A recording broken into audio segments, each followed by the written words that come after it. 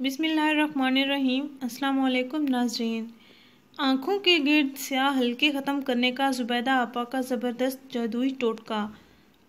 नाज़रीन, आँखों के गिर्द स्याह हल्के और गहरे नुमा निशानात आज हर मर्द, औरत, बच्चा, बूढ़े, जवान, लड़का, लड़की इस बीमारी का शिकार हैं और इनसे निजात पाने के लिए कोई आसान देर-पा टोटके ढूंढते हैं।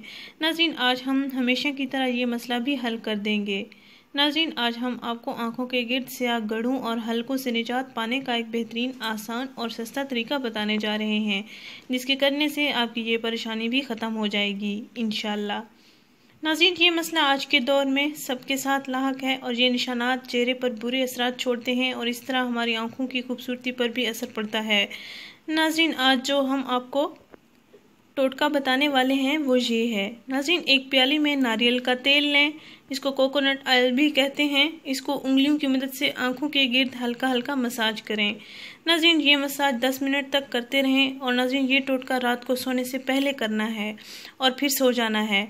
नाज़रीन, इस टोटके को आपने 15 दिन मुसलसल इस्तेमाल करना है।